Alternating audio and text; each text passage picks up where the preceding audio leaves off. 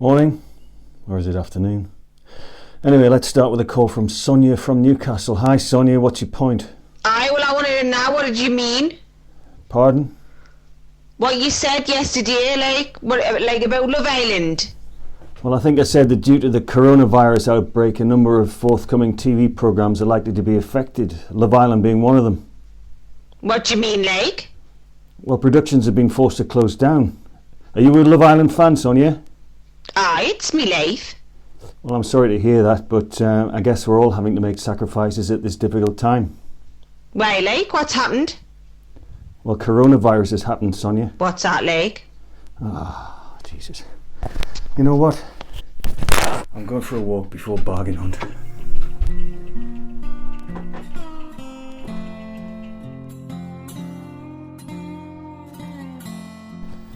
That's better. Now, admittedly, most people aren't as thick as Sonia from Newcastle. They're aware of the existence of coronavirus.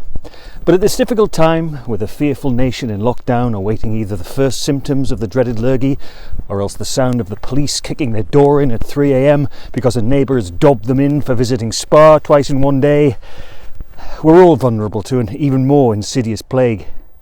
And the carriers of this plague are not Wuhan bats, they're mobile phones. I'm talking, of course, about the plague of misinformation.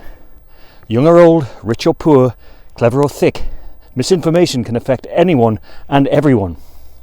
To illustrate the point, I received this email from Kurt Niedermeyer, Professor of Transmissible Disease Research at the University of Dusseldorf.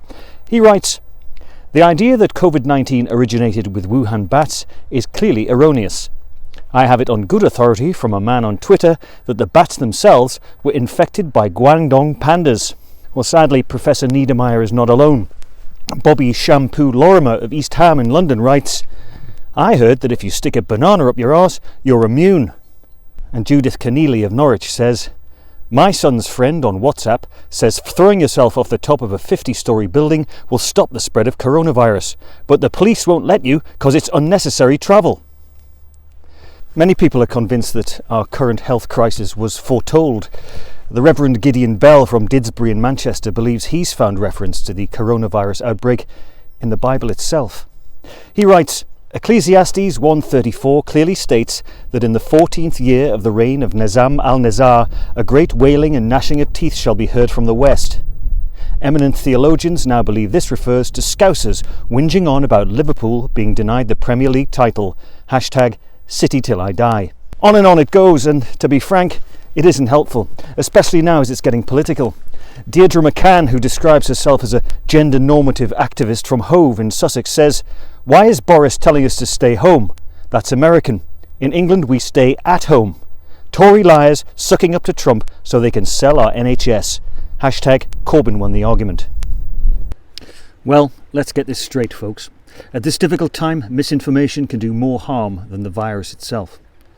So if you want my advice, put your phones away, and if anybody tells you anything at all about anything, just assume they're talking bollocks. That's it for today. Here endeth the lesson. Stay safe and stay informed, especially about the police.